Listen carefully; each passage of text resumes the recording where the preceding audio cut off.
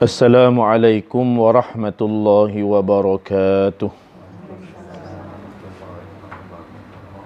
Ila hadratin nabiyil mustafa rasulillah sallallahu alaihi wasallam wa ila kafatil anbiya'i wal mursalin wa ila jami'il muslimin wal muslimat wal mu'minin wal mu'minat wa biniyatil qabul wa husulil ma'mul wa biniyatil shifa'i min kullil amrad وبنية قضاء حوائج الدنيا والآخرة وبنية القرب إلى الله سبحانه وتعالى وبنية الفوز بحسن الخاتمة عند الموت شيء لله لهم الفاتحة.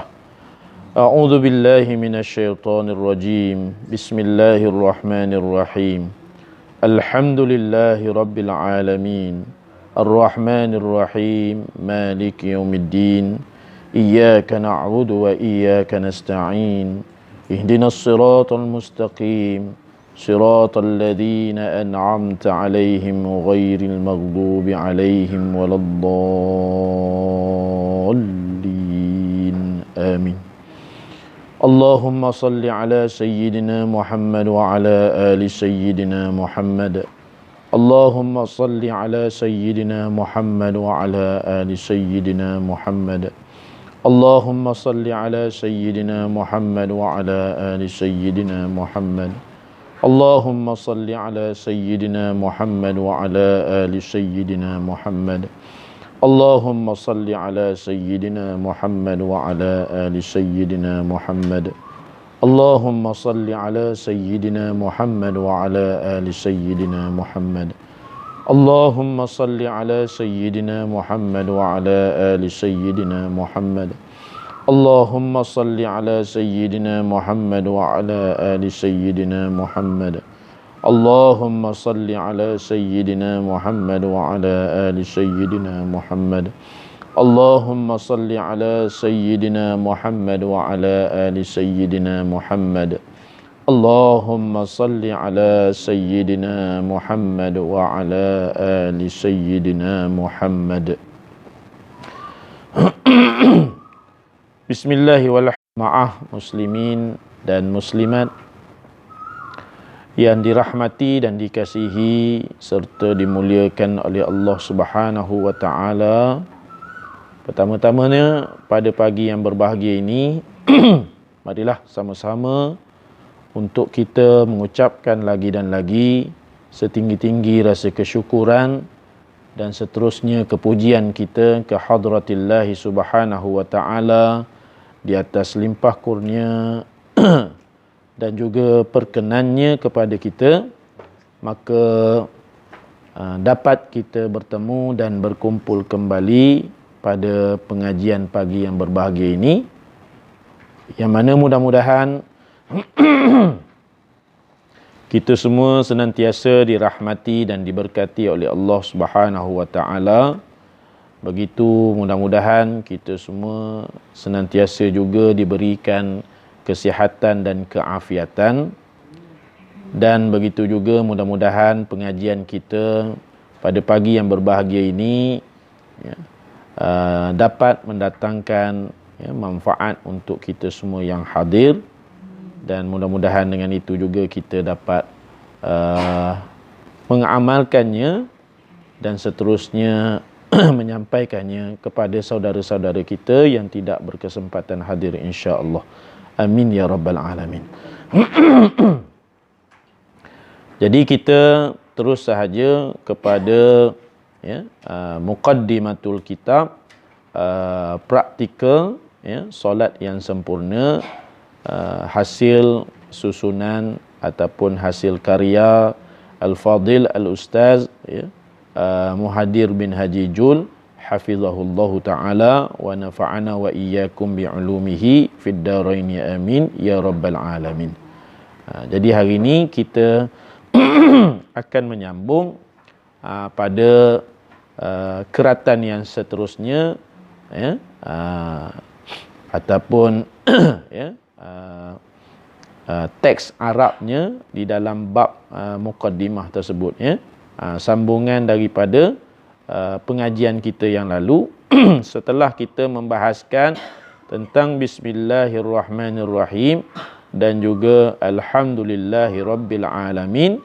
Seterusnya pengarang kitab kita ini menjelaskan lagi di dalam awal muqaddimah beliau dengan menyatakan allazi ja'ala as-salata tariqatal muttaqin. Allazi ja'ala as-salata tariqatal muttaqin. Apa makna ni? Jadi allazi di situ merujuk kepada Allah Subhanahu wa taala yang Bismillahirrahmanirrahim, dengan nama Allah Subhanahu wa taala yang Maha Pemurah lagi Maha Penyayang. Kita ambil terjemahan biasa begitu. Alhamdulillahirabbil alamin, segala puji bagi Allah yang empunya sekalian alam, ataupun dengan terjemahan yang biasa kita ketahui, segala puji bagi Allah Tuhan seru sekalian alam. Jadi allazi di situ merujuk kepada Allah Subhanahu wa taala lagi, iaitu Tuhan yang allazi situ allazi ni asal maknanya yang saja, tapi allazi di situ merujuk kepada Tuhan yang apa? Ja'alas solata, yang telah menjadikan solat itu ja'ala tu telah menjadikan, as-solah tu solah lah, tariqata ni makna kata jalan, tariq tariqata, jadi tariqah ni makna kata jalan, syari' pun jalan, jadi syariat tu pun jalan juga. Kalau jalan biasa kita sini macam jalan ni, lorong-lorong ni dipanggil syari'. Jalan 4/7 tu dipanggil syari', 4/7. Dia tak panggil tariq lah. Kalau tariq ni selalunya memang kita keluar pergi berjalan tu dipanggil tariq. Maknanya kalau orang kalau orang baru belajar bahasa Arab ni, bila orang tanya nak pergi mana, nak pergi jalan-jalan kan. Nak pergi mana tu ila aina. Bila kata nak pergi jalan-jalan, ila tariq lah. Maknanya tariq nak pergi jalan-jalan. Dia tak sebut ila syari'. Kalau syari' ni dia merujuk jalan ni, jalan kita ni. Tu syari'. Jalan juga. Lepas tu terbitnya syariat. Jalan nak mengabdikan diri tu dia ada syariat-syariat tertentu. Jalan Nabi Musa punya syariat begini, jalan Nabi Isa begini, jalan Nabi kita Muhammad sallallahu alaihi wasallam gini. Tu gitu. Tariq ni jalan juga. Tariq ni jalan juga. Jadi di sini Allah pengarang menyatakan bahawasanya Allah lah Tuhan kita yang kita sebut hari tu, yang kita kena patuh pada dia, kita kena taat pada dia, yang sama sekali tak boleh kita syirik pada dia, tak boleh kita sekutukan dia, tak boleh macam-macam dengan dia. Dia itulah, Allah itulah yang telah menjadikan solat itu sebagai jalan yang dirintis oleh siapa? Al-muttaqin, orang-orang yang bertakwa. Al-muttaqin. Al-muttaqin ni sudah pun merupakan bentuk plural daripada singular dia, al-muttaqi. Al-muttaqi. Kalau al-muttaqi ni makna kata seorang. Al-muttaqiyani dua orang. Kalau sebut al-muttaqin, macam kita dengar selalu al-muslimin, al-mu'minin, kan? Syakirin, zakirin, sabirin, sadiqin, qanitin, mustaghfirin. Itu dah merujuk kepada banyak. Maknanya Allah jualah yang telah menjadikan solat itu sebagai jalan yang dirintis oleh orang-orang yang bertakwa. Maknanya jalan orang yang bertakwa ni tak lain tak bukan, salah satunya adalah semayang lah.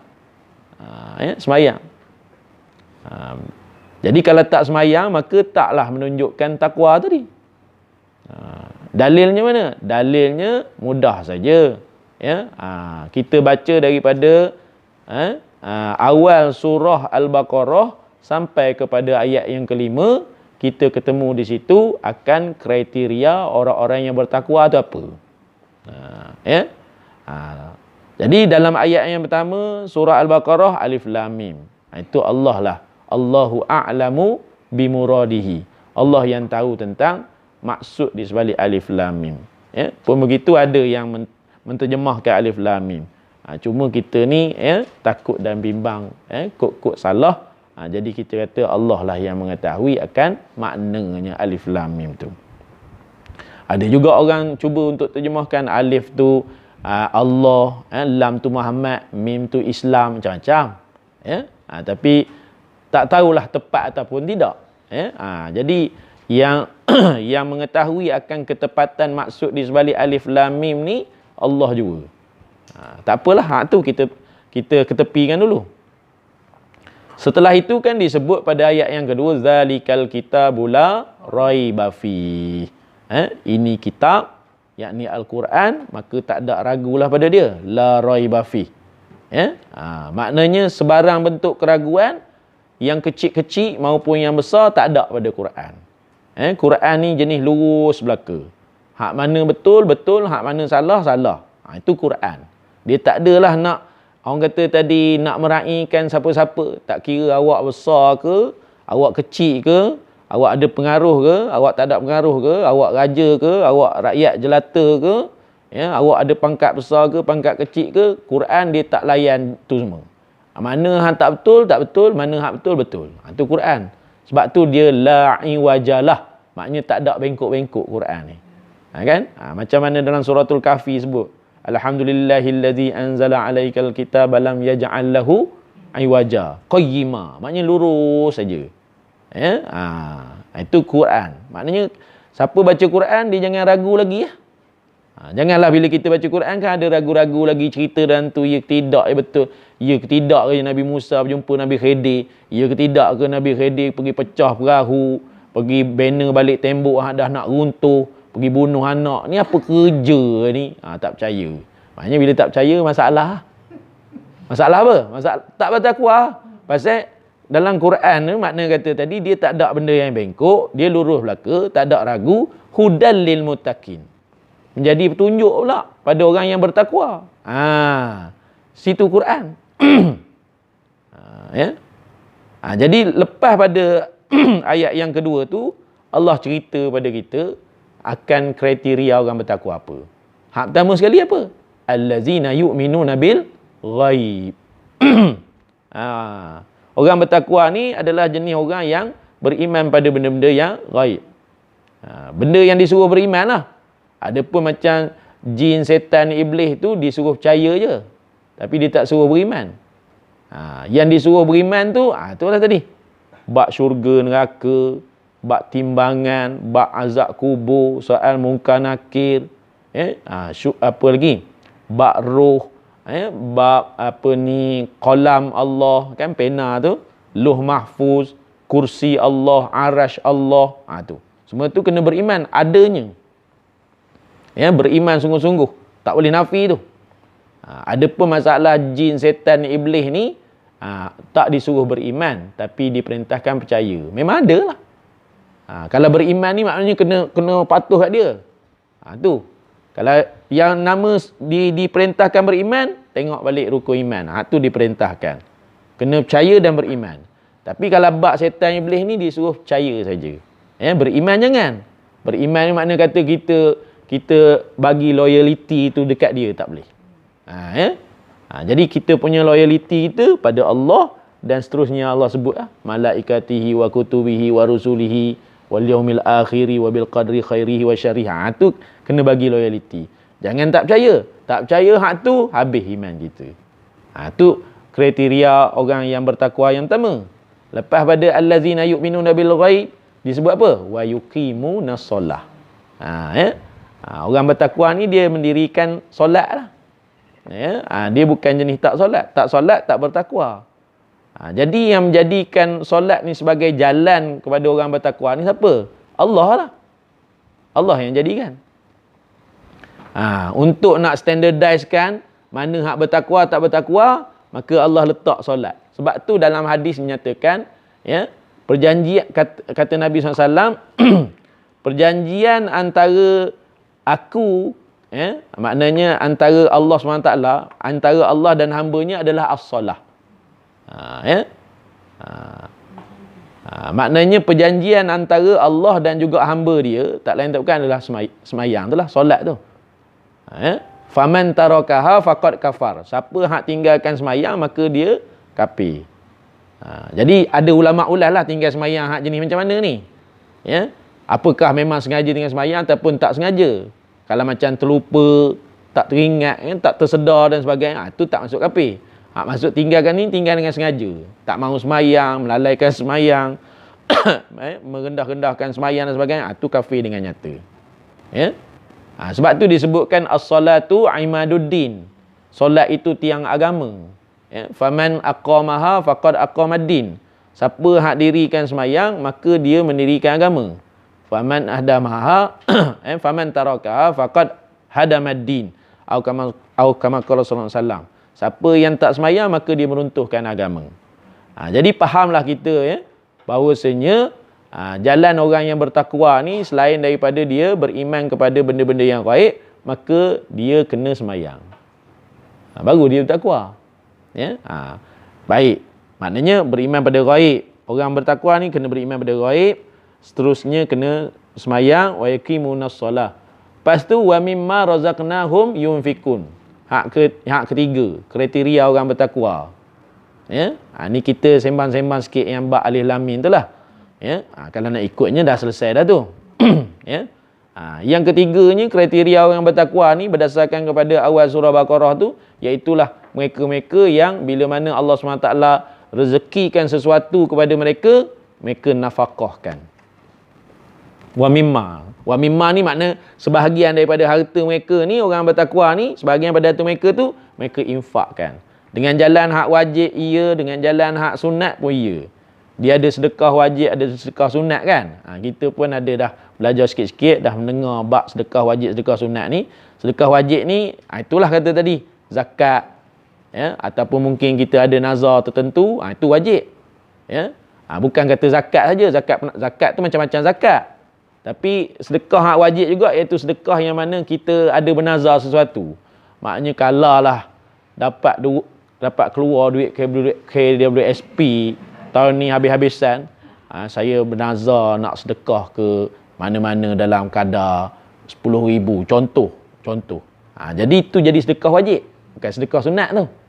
Tapi kalau disebut saya nak sedekah lah sikit kan bahagian saya tu, yang tu sunat. Beza tu. Jadi kena hati-hati dalam bernazar ni, kena hati-hati. Ikut kemampuan. Jangan pakat sedap aja.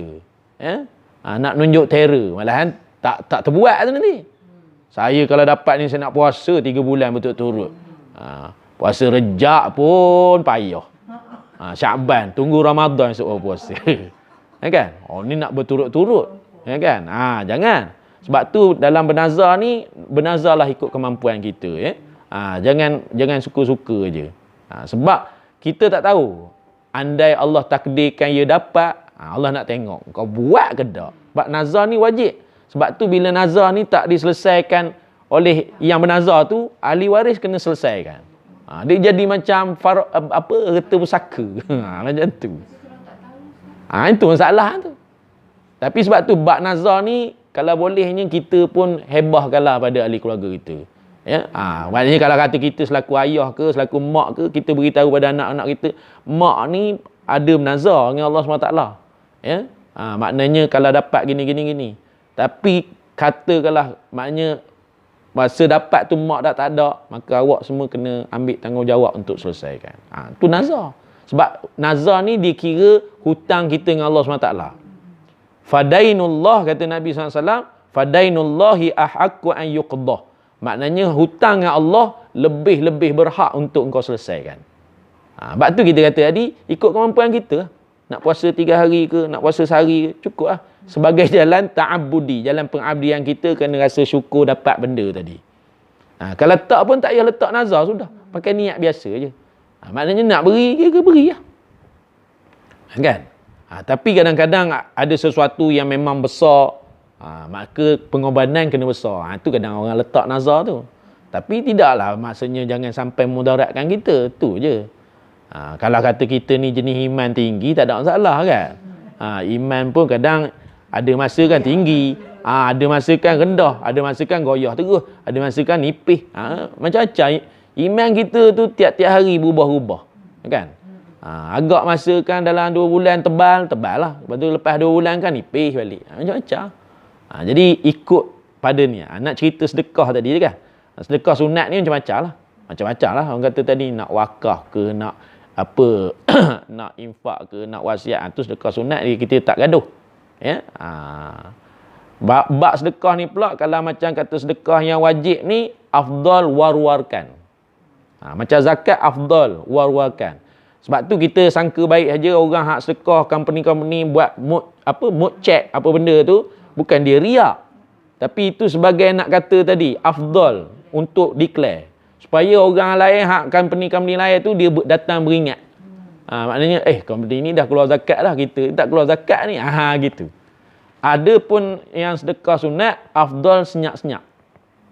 Bukan pergi canang korang. Alhamdulillah, saya pagi tadi Jumaat, ya, ada masuk 1000 dalam tabung masjid. Tak payah. Jangan. Ya. Tu beza tu.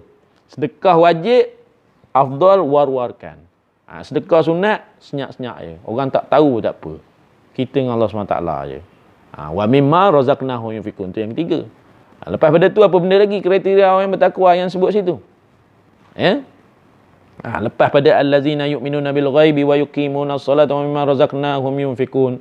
Wallazina yu'minuna bima unzila ilaika min qablika wa wallazina yu'minuna bima unzila ilaika wa ma unzila min qabli. Orang bertakwa ni adalah orang yang mana dia beriman dengan apa yang diturunkan oleh Allah SWT kepada Nabi kita Nabi Muhammad SAW, dan juga dia beriman dengan apa yang telah diturunkan sebelum daripada Nabi SAW tu. Tu. Dia beriman belaka tu. Nabi-nabi lah yang lain. Tu yang keempat. Lepas tu wabil akhiratihum yuqinun. Akhirat ni dia jadi orang yang yakin lah tentang kewujudannya dan tentang ketibaan serta kejadian dia tu. Dia yakin. Yuqinun. Ya, yuqinun ni makna yakin. Jadi bila dah ada hak ni, ulaika ala hudam mir rabbihim wa ulaika humul muflihun. Kalau dah ada hak 5 ni, ini rujukan kita pada yang apa Baqarah tadilah. Ada pun banyak lagi kriteria orang yang bertakwa di surah-surah yang lain. Tapi hak situ saja Allah kata hak ni ada, maka dia adalah orang yang hudam mir rabbihim, mendapat petunjuk daripada Tuhan mereka, yakni Allah SWT, wa ulaika humul muflihun, dan dialah orang yang betul-betul berjaya, muflih. Jadi kalau kata kita nak cerita tentang orang yang mendapat petunjuk daripada Allah SWT dan juga orang berjaya, ni lah orang. Adapun keterbalikannya, kalau kata orang tu dia tak dapat petunjuk ustaz, dia berjaya tidak? Tak berjaya lah. Maknanya ada tak takwa pada dia? Tak ada takwa. Jadi bila tak ada takwa tu maknanya besar kemungkinan dia ni tak beriman pada yang gaib tadi. Ya. Besar kemungkinan dia ni jenis tak semayang. Ya. Besar kemungkinan dia ni jenis bakhil, kikir dan sebagainya. Ya. Besar kemungkinan dia tak percaya Quran. Ya. Dia tak percaya hak Nabi dulu. Ya. Dia tak percaya tu semua. Tak percaya. Tu.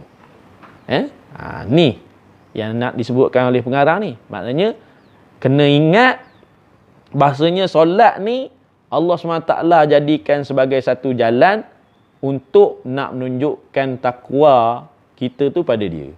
Kalau tak guna jalan ni, maka tak kira takwa. Katalah beriman pada benda gaib tu, ya, maknanya lulus. Tiba semayang tak takwa. Makna ulama' sebut, yang kriteria saya kata tadi tu mesti ada tu. Bukan maknanya boleh pilih. Maknanya kalau kata tak nak sembahyang, saya beriman pada yang gaib ni ustaz. Apa reta-reta memang saya nafkahkan. Quran saya baca gitu gini. Tapi saya ni memang malas nak sembahyang. Tak takwa. Maknanya orang tu tak dapat hudam min rabbihim dan dia bukan muflih, bukan orang berjaya. Boleh faham jadi benda tu serentak. Sebab tu kalau kita faham allazina yu'minuna bil ghaibi wa yuqimunas shalah wa mimma razaqnahum yunfikun wallazina yu'minuna bima unzila ilaika wa ma unzila min qablika wabil. Semua pakai wa. Wa ni maknanya waw dia panggil waw ma'iyah, waw kebersamaan. Maknanya kena berserta semua. Dia bukan pakai summa.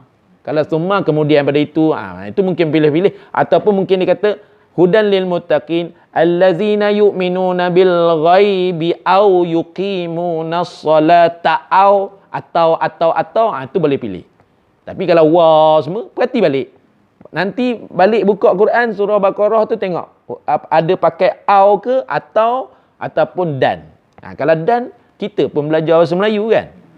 Makna kata tadi Muhammad pergi sekolah pada jam sekian-sekian bersama kawannya iaitu Ali dan Omar dan berapa banyak. Maknanya 10 orang tu berderet pergi sekali. Tak ada pecah-pecah.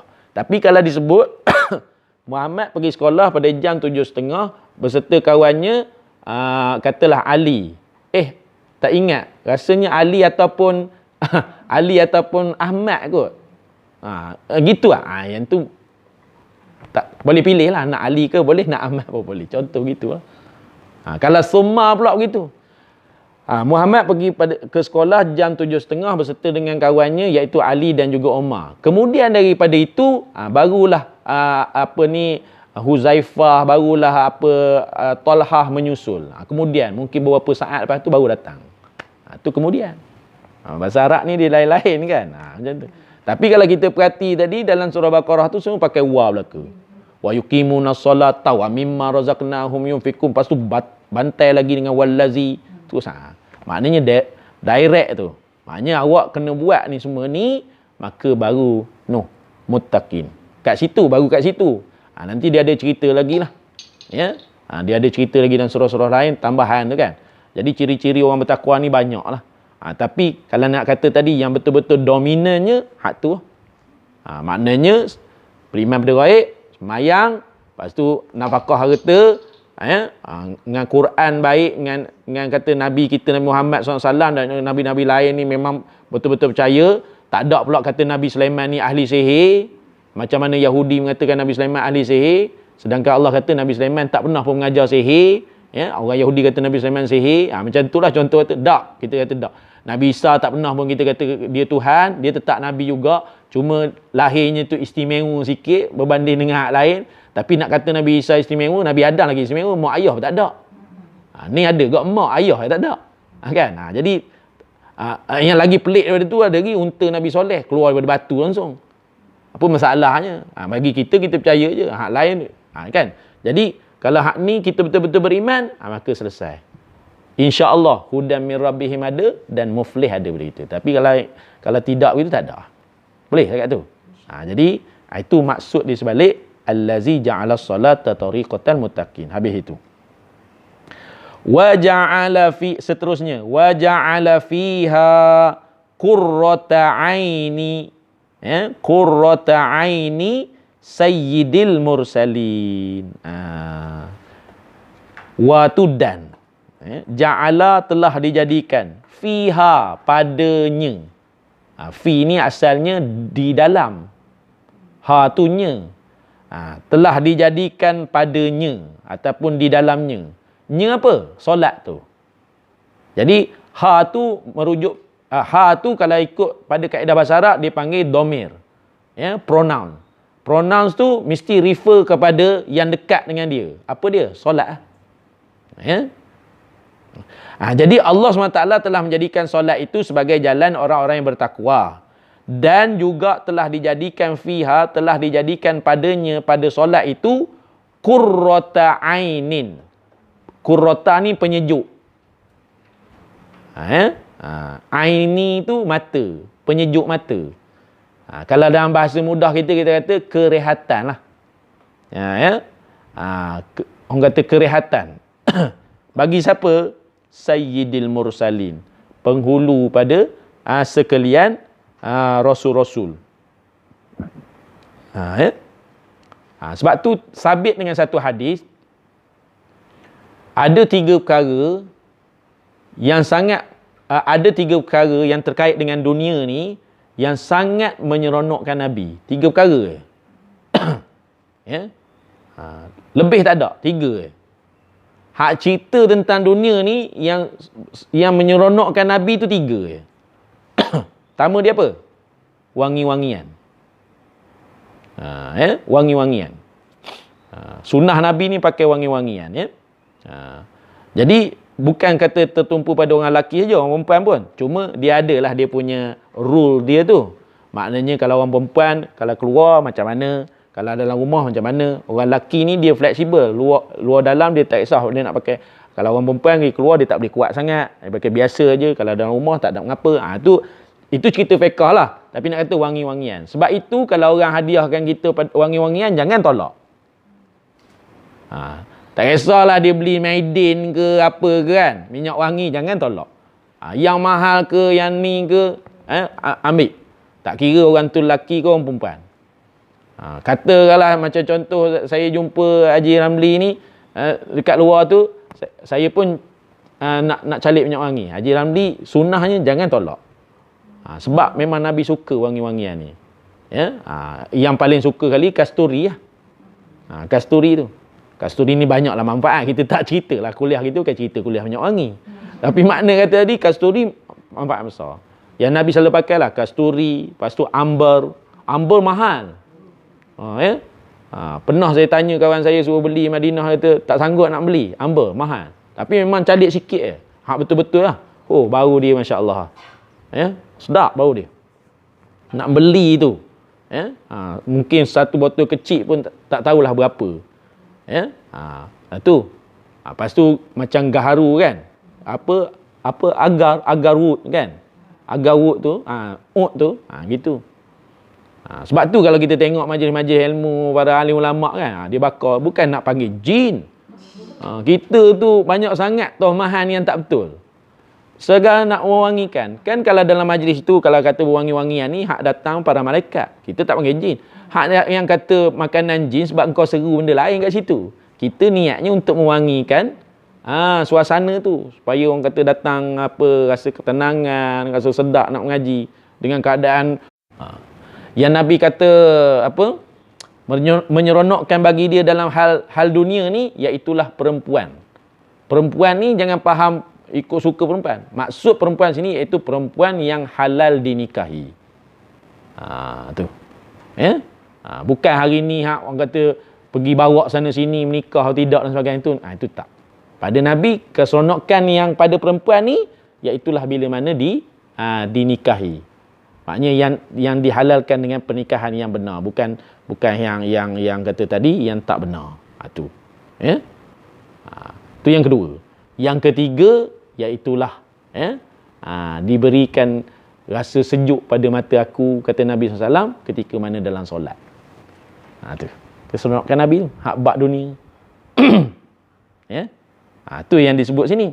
Telah dijadikan padanya, yakni solat itu penyejuk mata bagi penghulu sekalian Rasul.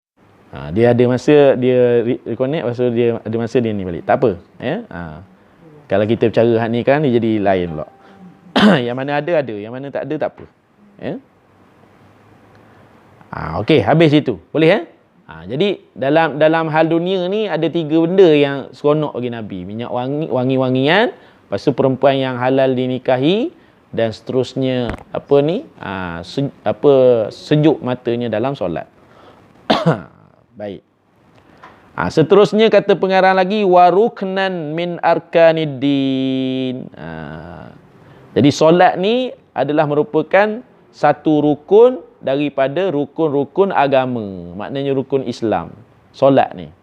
Rukun Islam kan ada 5. Jadi solat ni merupakan satu rukun daripada rukun-rukun agama, yakni rukun-rukun Islam. Apa makna rukun? Rukun ni maknanya sendi ataupun dasar untuk melakukan sesuatu. Sendi agama tu apa? Kan selalu dulu ada kitab lama kan? Sendi agama. Apa yang dibahas dalam tu? Tak lain tak bukan rukun Islam lah. Kalau kata sendi iman, dia bahaslah rukun iman. Sendi solat. Setiap macam kita lah kan?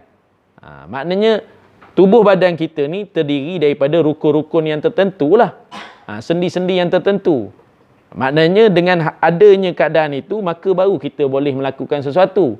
Tak ada ni, tak ada tangan, maka tak boleh lah nak megang. Kan? Ada tangan tapi sendi tak ada, tak boleh nak lakukan sesuatu kot. Kejang gitu aja. Jadi sendi penting. Sebab tu setiap sendi ni perlu ada sedekah dia. 300 lebih sendi ni perlu ada sedekah dia. Tapi mikir balik, maknanya berapa banyak sedekah yang aku nak kena keluarkan setiap hari tu. Jadi Nabi kata kalau tak boleh buat gitu, cukuplah 2 rakaat duha. Duha tu ceritanya nak menyemput rezeki aja. Tak kena juga. Kenapa sembahyang duha? Mudah-mudahan rezeki ni sikit lah. Sebenarnya salah.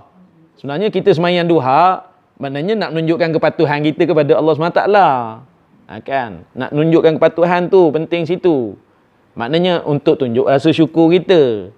Dah bila namanya syukur, Allah tambah lah. Tak usah cerita bab rezeki tu.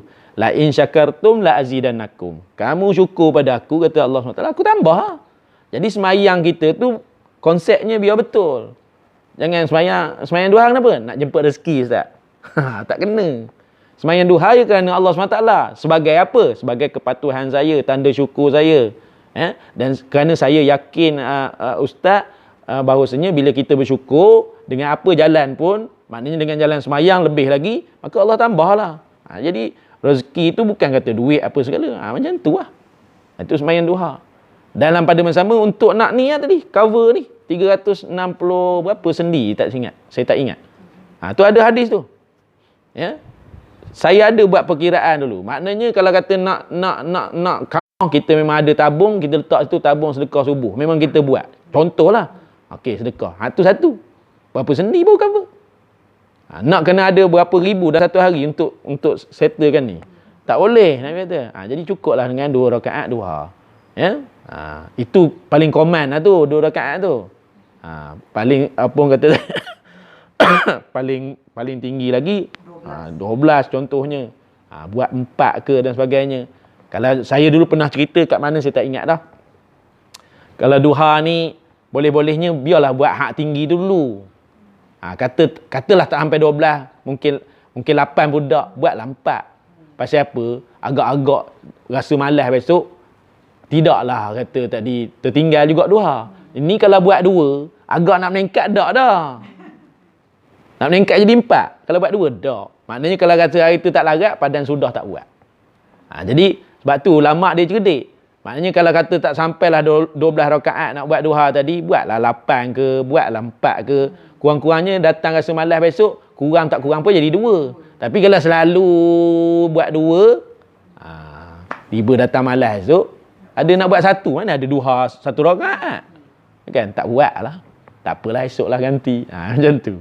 Jadi, biar cerdik hak bab tu. Jadi, buatlah tinggi 4 rakaat. Tak ada masalah. Tak laratlah Ustaz 8, berasa banyak. Kalau bab tu berasa banyak, tiba hak bab dunia ni tak berasa banyak. Ada banyak pun sikit lagi. Tiba bab yang akhirat ni banyak dah. Ya? Semayang tarawih 20 rakaat pun berasa banyak dah. Kan? Itu yang datang tu. Bukankah ada khilaf ulama kata buat 8 je? Lebih. Bab ibadat nak kurang. Bab dunia nak lebih. Buat 4, lepas tu nak 10, buat 4 lagi. Tak ada masalah. Tapi makna kata tadi, kita tu. Hak nama bab ibadat ni kalau boleh kurang-kurang lagi. Itu pun mujur hak sembahyang fardu ni memang dah tetap gitu. Tu pun kalau 4 rakaat tu mahu nak kurang lagi tu. Zuhur. Kerana nak kejar dunia tadi. Bagus juga kalau kata sembahyang zuhur ni jadi 3 ke 2 ke macam subuh. Tu pun nak kurang. Kalau boleh kurang hak tu pun nak kurang. Hak sembahyang sunat ni lagi nak kurang. Hak sembahyang fardu tu, silat bulan kalau boleh, Allah kata boleh kurang, tak apalah nak sembahyang berapa rakaat. Tak ada nak sembahyang 4 rakaat. Tak ada yang semayang 2 rakaat tu. Subuh tu besar kemungkinannya daripada 2 tu langsung tak nak semayang. Dah apa jenis kita ni? Kan? Nak besar-besar. Tu kata tadi. Tapi ni muhasabah kita, bukan kita begitu. Ustaz ni seolah-olah macam nak mengata kita. Tidak. Tapi jenis kita gitu dengan Allah SWT. Nak banyak-banyak. Tiba bila dengan Allah SWT, Allah suruh gini, berkira. Kan? Puasa Ramadan pun kadang tu ada juga perasaan kira 30 hari. Aduh. Tak pun tak saya cerita 30 hari. Bila datang bulan Syaban, bulan Syaban dah. Ramadan dah. Seronok tu tak ada. Puasa pula. Tak makan lah. Dia tak ingat 11 bulan lain tu makan melantaknya bukan main lagi. Bahasa tu mula kasar tu. Daripada pagi membawa sampai ke malam makan 11 bulan. Sebulan je suruh berhenti. Tu pun bukan berhenti sampai ke malam tak makan. Berapa jam je siang. Kira juga. Dah. Sebab tu Allah SWT sebut manusia ni ngaku berkira-kira. Kat mana surah tu? Surah Al-Adiyat disebut. Wal 'adiyati dhabha fal muriyati qadha fal mughirati subha fa asarna bihi naq'a fa wasatna bihi jam'a innal insana li rabbih lakanut. Kalau kita fikir-fikir balik, apalah hubung kaitnya Allah nak cerita kuda perang dengan kita? Cerita kuda perang awal-awal. Lepas tu tiba-tiba innal insana li rabbih lakanut. Apa hubung kait dia? Macam tak ada tak ada hubung kait pun. Mula cerita kuda perang, lepas tu baru cerita kita. Lepas tu cerita kita pula cerita manusia ni ngaku berkira-kira. Apa ni? Tengok balik kuda perang. Perangai kuda perang macam mana? Tak usah kata kuda perang. Kuda di BKL ke apa kala tu. Turut perintah tidak? Kan? Kalau kata ada unit rondaan berkuda lah di BKL ke, polis pun ada, apalah, tentera pun mungkin ada belaka lah. Kan? Taat tidak? Dengan tuan. Tukang bawa dia tu. Taat tak? Kalau suruh berhenti tak? Kalau suruh laju tak? Laju. Suruh ke mana pun. Taat je. Ada berkira tak? Tak. Dah manusia dengan Tuhan. Malahan yang kuda ni cukup makan bagi tu. Maintenance tinggi tu. Bukan rendah-rendah macam maintenance. Barang dia saja pun mahal. Tak usah kata nak beli kuda, nak beli pelana kuda, nak beli kasut untuk sesuai dengan kuda. Dia punya pakaian dia bukan boleh pakai seluar trek biasa naik kuda. Lain. Tu pun dah mahal dah. Kuda lagi mahal. Pada masa maintenance kuat, taat pada Tuhan. Kita ni Allah SWT bagi macam mana nikmat pada kita? Sikit ke banyak? Dah sampai satu tahap ada orang saya ingat pensyarah saya di universiti dulu, saya tak ingat doktor apa nama. Gaji memang puluh ribu. Dia kata, Ana tak tahu nak buat apa dengan gaji Ana. Kita kata, ustaz kalau tak tahu bagi kita orang. Tahulah kita menghabiskan itu setara puluh ribu punya gaji. Ana tak tahu nak buat apa dengan gaji Ana. Saya tak ingat doktor apa, lupa lah. Di Akademi Pengajian Universiti Melayu dulu. Setara tu. Jadi kadang-kadang nikmat yang Allah SWT bagi pada kita ni macam-macam dah. Nama nak mengikut Allah SWT, ikut tidak? Dah mana mulianya kita dengan kuda ni? Nak bandingkan? Mulia kuda perang ni. Kuda perang ni kalau kata digerakkan waktu subuh, dia tak ada nak kata boleh tak Zuhur orang pergi? Ni kita bahasakan dengan bahasa yang mudah. Tak. Kalau kata musuh datang waktu subuh, tarik tadi kekang waktu subuh pergi. Tak fikir dah, maknanya waktu tu kaki dia melelas ke, kaki dia sakit, tak fikir dah. Pasal arahan Tuhan. Maknanya korbankan juga orang macam mana pun. Mati-mati mulia. Macam kita tak begitu. Sebab tu Allah kata innal insana li rabbih lakanut. Sesungguhnya manusia dengan Allah SWT, dengan Tuhannya lakanut, berkira-kira. Jelas tu sebut berkira-kira. Sebab apa jadi berkira-kira? Sebab apa jadi berkira-kira dengan Allah SWT ni? Allah sebut lepas pada tu. Innal insana li rabbih lakanut wa innahu ala dzalika lasyahid. Bukan dia tak saksikan yang dia tu jenis berkira-kira dengan Allah SWT. Bukan dia tak tahu. Kita sendiri ni bukan kita tak tahu yang kita ni memang berkira-kira dengan Allah SWT. Kalau dah semayang bang tadi tu pun kita juga lelah lah. Oh letih lah. Gini. Kira-kira lah tu. Ya Allah, saya dah semayang Allah, tak ada apa-apa pun. Kira-kira. Banyaklah benda kalau kita berkira-kira dengan Allah SWT ni. Bukan dia tak saksikan benda tu. Bukan orang lain ni yang kata tadi mempersaksikan, siap beritahu pada dia, awak ni jenis berkira-kira dengan Tuhan. Tak ada. Dia sendiri. Kita sendiri. Saya sendiri. Kita semua ni. Kita tahu yang kita tu berkira-kira dengan Allah SWT. Sebab apa jadi gitu? Wa innahu lihubbil khairi lasyadid. Kerana mereka ni hak bab dunia tu lebih dicintai. Lebih bersangatan cinta daripada dunia. Tu sebab dia. Berkira-kira dengan Allah SWT. Ya? Wa innahu lihubbil khairi lasyadid. Afala ya'lamu idza bu'sira ma fil qubur. Jenis yang manusia jenis gini, tidakkah dia mengetahui bila mana esok kubur dibongkarkan jadi macam mana? Kubur dia besok dibongkarkan daripada kubur. Tak usah cerita kubur orang, kubur kita esok dibongkarkan. Tak tahu ke apa ni peristiwa yang akan berlaku situ? Waktu dibongkarkan daripada kubur, wa hussila ma fis sudur, dan akan diselongkar habis-habisan apa yang ada dalam dada ni. Apa yang ada dalam dada tawakan kau. Tengok satu-satu sampai habis. Kan hujung tu Allah SWT. Sebab apa yang kata ustaz boleh cakap macam tu? Sebab hujung tu Allah SWT sebut, ya. Lepas apa, wa hussila ma fis sudur, inna rabbahum bihim yauma idzil khabir. Sungguhnya Tuhan mereka dengan hal kelakuan manusia ni tadi ni, ya, di hari akhirat besok Allah tu maha teliti dia punya apa pengadilan dia tu, penghakiman dia tu. Maknanya al-khabir ni maksud maha teliti. Maha teliti ni maknanya satu-satu. Macam kalau kata bos besar satu syarikat lah, nak tengok apa kita punya cara kerja kita, cara filing kita ke apa segala, kita masuk je bilik bos kita tak ada tengok gitu ya. Ni bos ada cadangan nak buat ni gini. Okey, bagi saya tengok dulu dia punya paperwork dia. Tengok satu-satu daripada muka hadapan, tajuk tu buka satu-satu. Bagi saya study dulu, dia kata, sebelum saya luluskan. Ada dia tengok sekali gitu ya? Tidak, baca dia punya expenses ke apa segala ke, siapa hak ni, siapa dia punya pengelola, siapa engineer, siapa apa.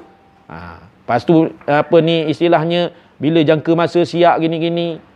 Silap air bulan, waktu nak habis tu pun siap ada komen lagi, ulasan lagi. Ini tak betul, ni tak betul, ni tak betul. Nak jawab apa?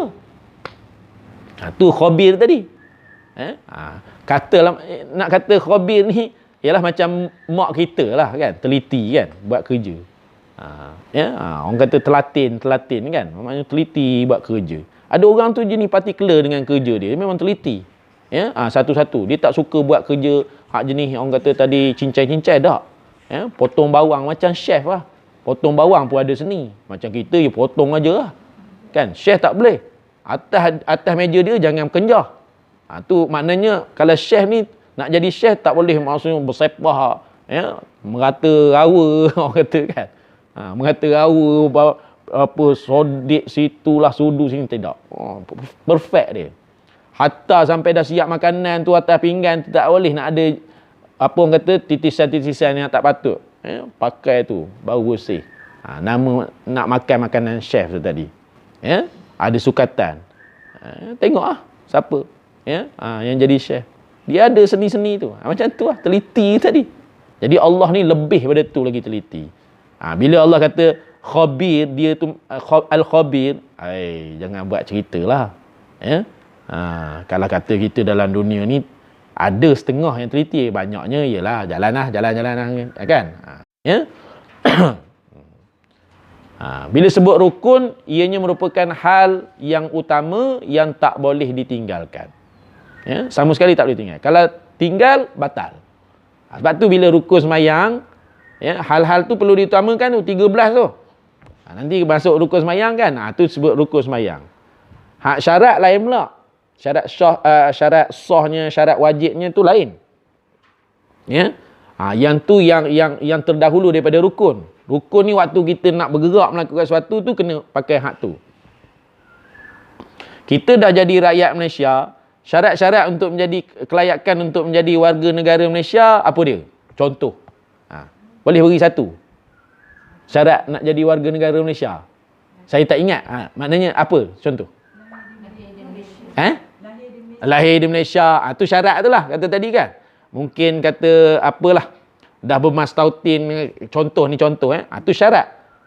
Bila tepat syarat ni baru datang rukun. Tu rukun negara, sebagai warga negara Malaysia, rukun negara kena ni. Kepercayaan kepada Tuhan, kepercayaan kepada negara kelurahan, macam-macam lah. Kesetiaan pada raja dan negara, macam-macam. Tu rukun tu kena pegang sebagai warga negara Malaysia. Kalau tak pegang ni, maka terbatal lah yang namanya kelayakan untuk menjadi warga negara Malaysia. Tapi sebelum nak pegang pada rukun, dia kena syarat tu dulu. Boleh tak dia pegang pada rukun Malaysia? Kalau sekiranya dia bukan lahir di Malaysia, tak boleh dia kena pegang rukun Amerika ke apa segala. Macam tu. Jadi rukun ni datang bila mana kita dah menepati syarat. Jadi kalau tak menepati syarat, katalah solat tadi, rukun solat. Untuk membolehkan kita melaksanakan solat tu dengan adanya rukun-rukun tadi, mesti menepati syarat tu. Syarat wajibnya apa? Islam, balik, berakal. Kalau kata tak ada ni, tak apalah, semayang tunggang langgang ni. Maksudnya kalau kata dia Islam tapi belum balik, macam budak-budak kan. Jadi kita tengok, ni tak tepat rukun. Budak-budak dia belum habis ni, tak sampai tahap lagi, tak menepati syarat lagi. Biarlah, mungkin dia terus nak baca kunut ke, angkat takbir tidak, tiba kunut, tak pun tahiyat terus. Itu budak. Kalau kita tak boleh lah. Pasal kita tu Islam dah ada, baligh pun dah ya, berakal pun dah ya, mumayyiz pun dah ya. Habis situ. Lepas pada tu kita pula jenis yang syarat sahnya pula, maknanya masuk waktu kita pun dah tahu. Budak-budak dia tahu apa, kadang-kadang semayang. Jadi budak-budak tak termasuk lagi. Macam kita bila tengok syarat sah, syarat wajib, tak ada benda yang tak terselesai dah. Ada belaka dah pada saya, Ustaz. Ada belaka maknanya awak wajib semayang. Jadi semayang pula memang dah wajib semayang. Maknanya semayang tu pula maknanya tak bolehlah buat tunggang langgang ikut suka awak. Dia mesti ada sendi dia. Dia mesti ada dasar dia. Dia mesti ada hal-hal utama yang perlu diutamakan. Apa nama yang kata sendi, apa nama yang kata dasar, apa nama yang kata hal-hal yang diutamakan, itu namanya rukun. Kalau kata cerita rukun Islam pun sama. Kan? Syarat nak berpegang pada rukun Islam pun mesti Islam lah. Kata Islam, orang kafir tak boleh pegang rukun Islam. Pasal dia kafir. Beriman pun sama, mesti orang beriman lah.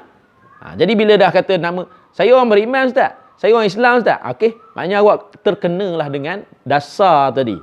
Ataupun terkenalah dengan sendi agama tu. Terkena dengan hal-hal utama yang awak tak boleh tinggal sebagai satu orang Islam. Apa dia? Syahadah kena jaga, semayang kena buat, zakat kena tunaikan, puasa kena puasa, haji kena haji. Beriman mesti beriman pada Allah, malaikat dia, rasul dia, kitab dia, apa segala kena beriman. Saya tak mahu tu semua, saya nak Islam biasa. Tak Islam. Dia jadi gitu. Maknanya awak tak menepati rukun. Satu rukun ditinggalkan, maka rosak semua. Jadi katalah dalam 13 rukun solat tadi, Fatihah tak nak baca. Nak baca ayat lazim terus. Rosak lah semayang. Tak sah. Batal lah semayang kita. Gitu. Tak dikira lah semayang kita. Jadi kalau hak ni yang terbatal, rukun ni terbatal, maka katalah tadi katalah Fatihah tak baca, habis-habis semayang baru teringat, maka batal solat dia. Dia kena ulang balik solat. Wuduk tak payah ambil. Sebab syarat sah wuduk lain pula, rukun wuduk lain pula. Tu. Jadi kalau kita tengok betul-betul Islam tu perfect tu macam tu. Dia dah siapkan satu-satu dah. Untuk yang kata tadi melayakkan kena ambil air semayang semula, bila mana? Bila? Iaitu bila mana adanya perbuatan yang membatalkan wuduk tu. Kalau kata tadi wuduk ada tapi semayang tu Fatihah tak baca sampai kesudah. Jadi perlukah saya ambil wuduk balik Ustaz? Tak, sebab syarat wuduk awak ada lagi, benda tu rukun wuduk semua ada. Sebab awak tak terkentut, maafnya, tak bersentuhan dan sebagainya. Yang kena buat balik ialah solat tu semula. Ulang balik lah solat. Sebab rukun solat tak buat. Boleh? Dekat tu. Dia macam tu. Tu dia kata tadi warukanan min arkaniddin. Bila dah kata sendi ataupun dasar, maka benda-benda ni tak boleh sama sekali ditinggalkan. Adapun semayang ni dasar agama, perkara yang kedua tertinggi selepas mana syahadah. Lepas tu solat. Kalau tinggal hak tu, kita pun selalu dengar kan. Rukun Islam itu 5. Satu tak buat, bukan Makna kata tadi okey lagi lah 4, ya. Satu tak buat kira kosong terus. Ya. Tak ada apa, tak jadi orang Islam. Ya. Baik. Seterusnya lagi. Wa ja'ala fiha jannatal ajilati lil muhibbina. Ya. Wa ja'ala, wa tadi dan. Ja'ala telah dijadikan fiha, ya, padanya atau di dalamnya. Di dalamnya apa? Padanya apa? Padanya solat tu. Jannatal ajilah. Apa makna jannatal ajilah? Jannatal ajilah makna syurga yang disegerakan. Ajilah tu maksudnya yang disegerakan.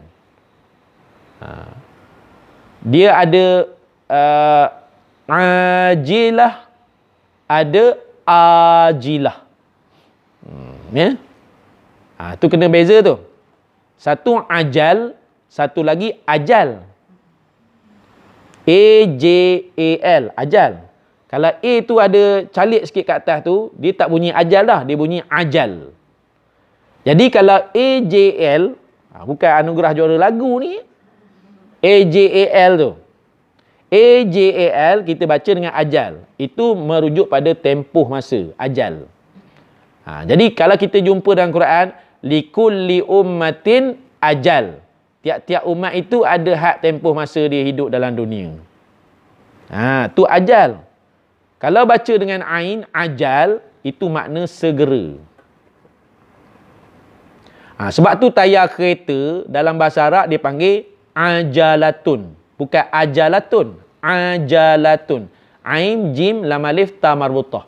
Pasal dia punya putar tu segera. Menyegerakan perjalanan. Itu panggil ajalatun. Dalam surah Al-Insan kita jumpa, ya, jenis-jenis orang yang suka pada benda yang segera, instant ni. Yang benda dunia.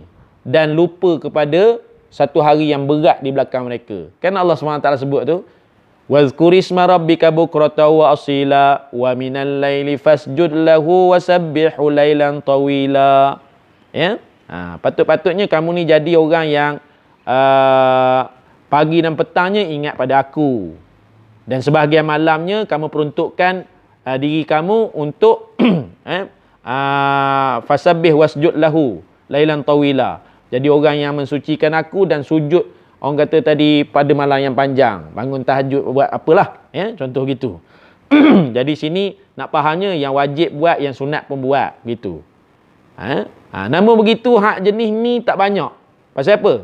Kebanyakan inna haula'i yuhibbunal ajilah. Disebut ajilah. Tengok balik surah Insan, ya. Yuhibbunal ajilata wa yadharuna wara'ahum yawman saqila.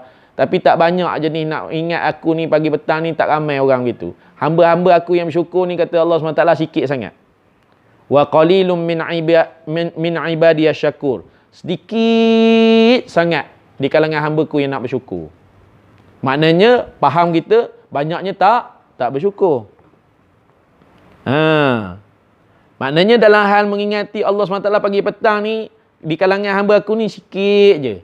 Hak nak bangkit malam pun sikit je. Sebab apa? Hak ramainya ke mana? Hak ramainya yuhibbunal ajilah. Suka, cinta, gemar, mesra. Dengan apa? Dengan ajilah. Dengan benda yang segera. Apa benda yang segera itu?